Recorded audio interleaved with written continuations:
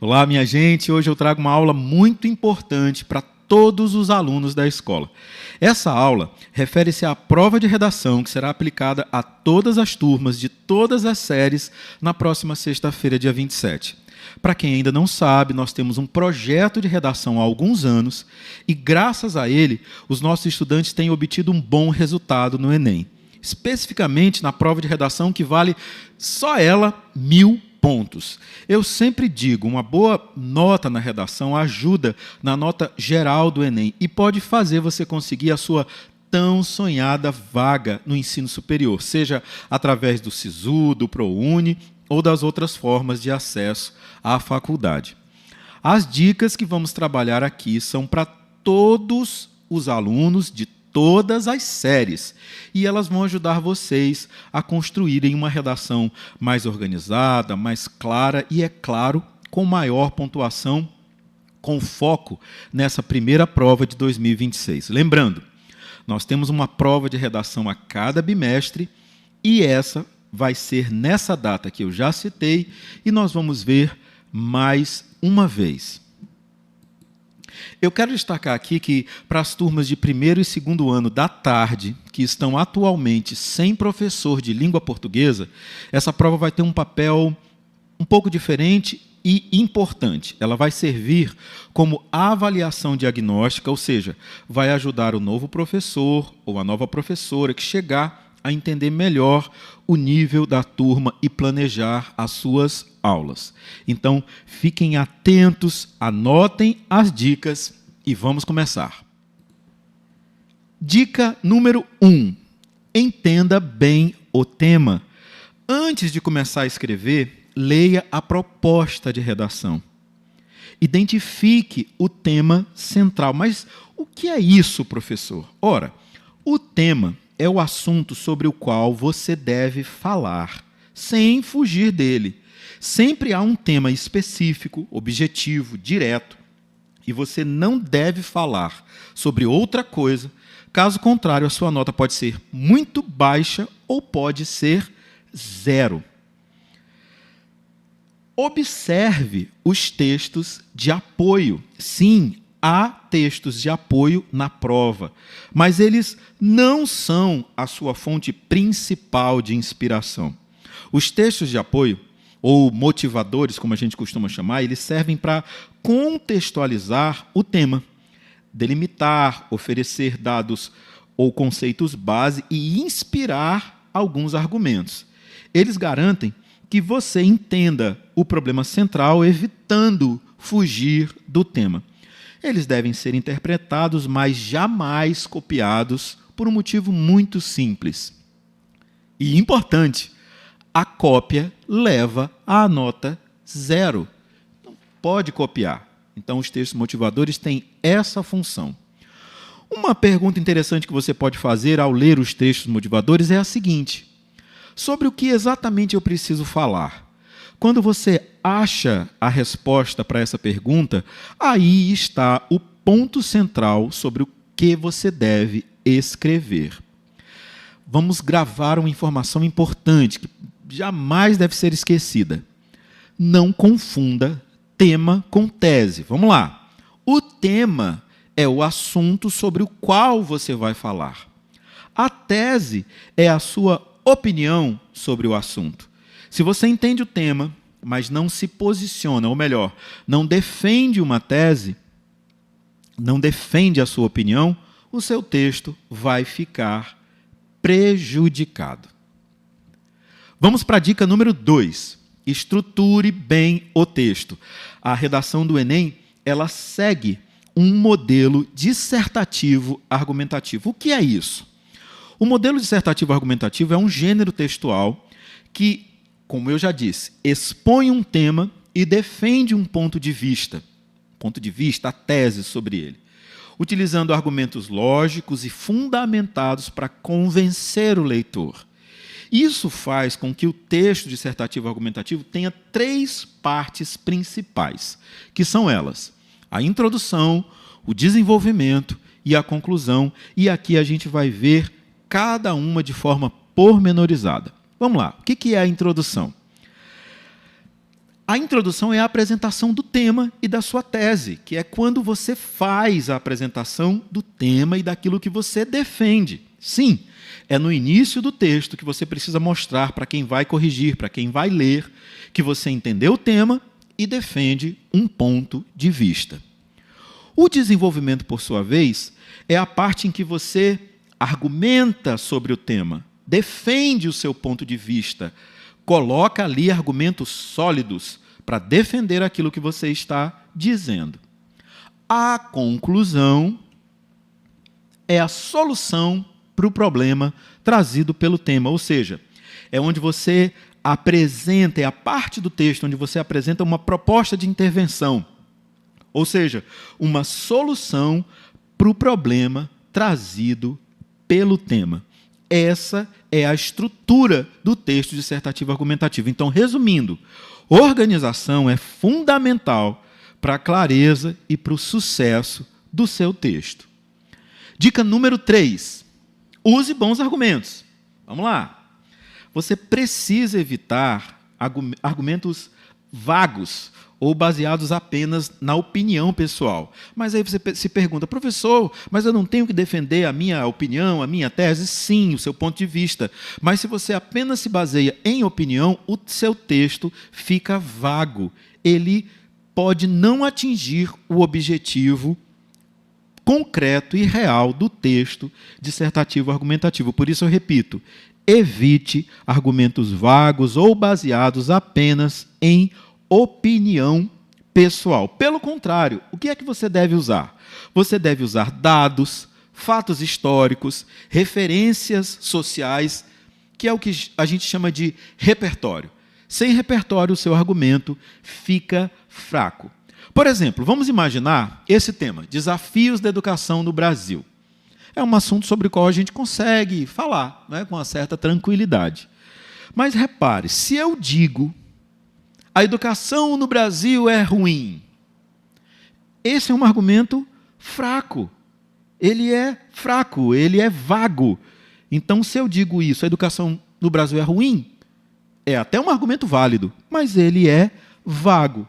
O melhor seria dizer que a precariedade da educação brasileira pode ser observada nos baixos índices do IDEB. Veja, estou trazendo informações que evidenciam dificuldades estruturais e pedagógicas nas escolas públicas. Aí talvez você se pergunte, mas professor, eu não sei usar essas palavras difíceis.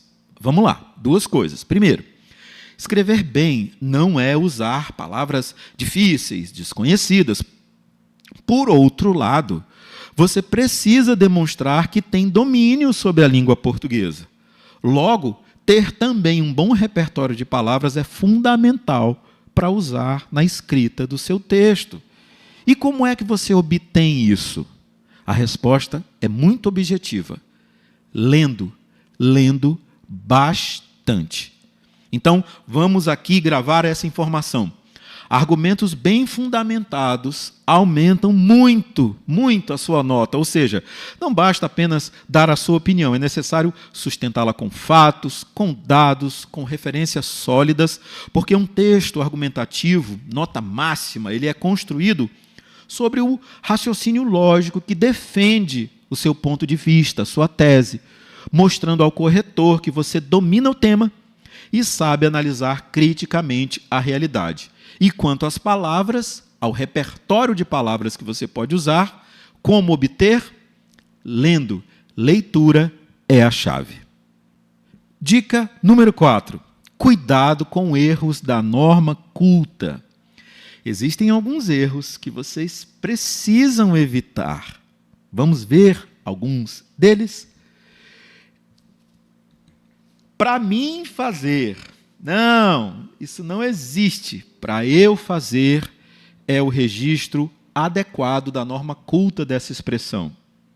A gente vamos. Não, ninguém vamos para lugar nenhum. Vai todo mundo se dar mal se colocar isso no texto.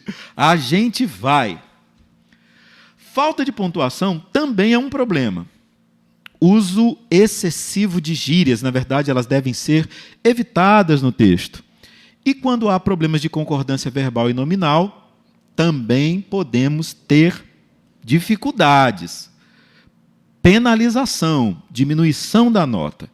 O Enem ele valoriza o domínio da norma padrão da língua portuguesa. Então, eu vou trazer para vocês algumas dicas bem objetivas para que vocês evitem esses erros da norma culta.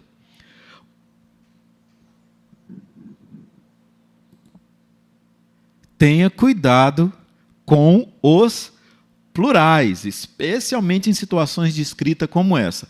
A maioria fez ou a maioria fizeram?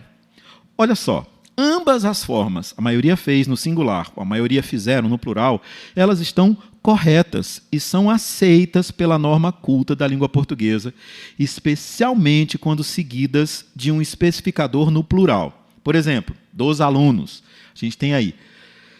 A escolha depende, então, da ênfase. O singular, ele foca no grupo, enquanto que o plural foca nos indivíduos. Então, quando eu digo a maioria fez, a concordância lógica com o núcleo maioria é preferível quando o grupo é visto como uma unidade única, coesa. Por isso eu digo, a maioria dos alunos fez o trabalho. Eu quero dar foco aqui ao grupo.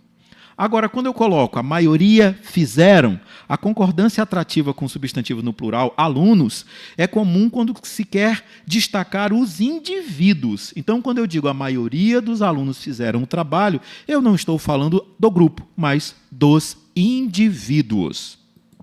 E aí nós temos esses pontos importantes.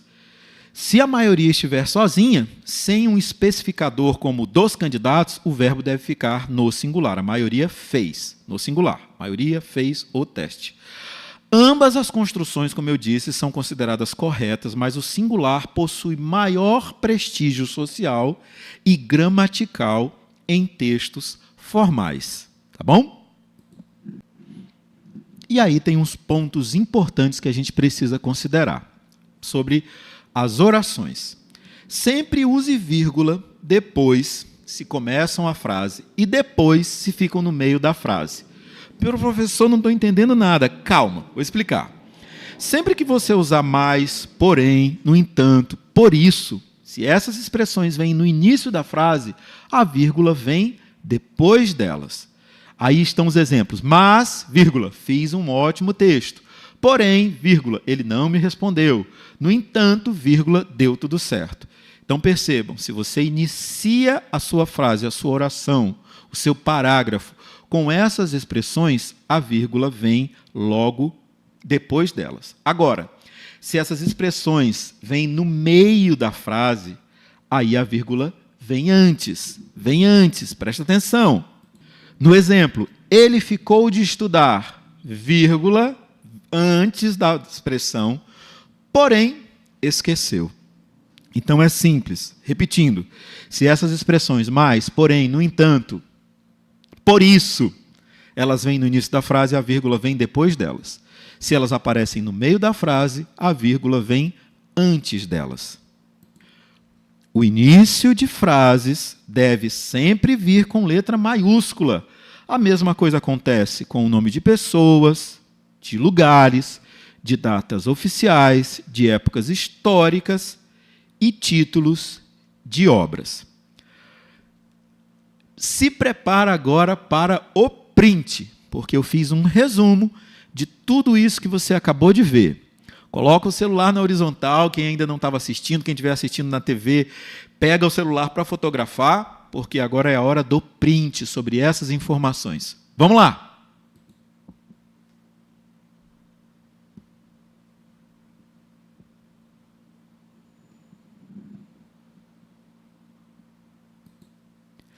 Dica número 5.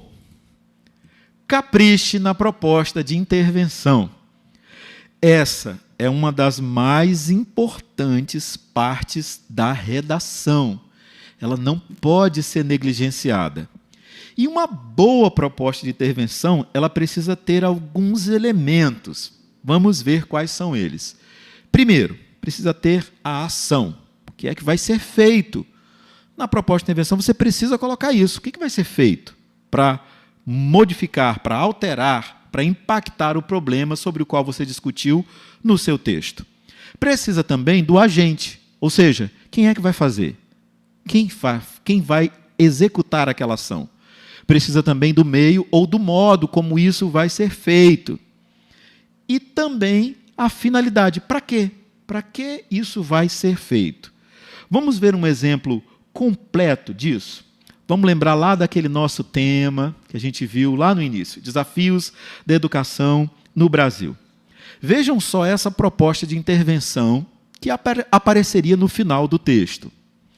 O Ministério da Educação deve implementar programas de capacitação para professores por meio de cursos periódicos e gratuitos com o objetivo de melhorar a qualidade do ensino nas escolas públicas. Nessa proposta, que é bem simples, nós temos praticamente tudo o que se exige numa proposta de intervenção. Vejam só, a ação está aí marcada em vermelho. O agente está marcado em verde. O meio, a forma como vai ser feito, está marcado em azul. E a finalidade está marcada em roxo. Vejam, é uma proposta de intervenção simples, muito simples, mas que traz absolutamente tudo o que uma proposta de intervenção exige. Ela poderia ser melhorada? É claro. Quanto melhor for a sua proposta de intervenção, melhor vai ser a sua nota.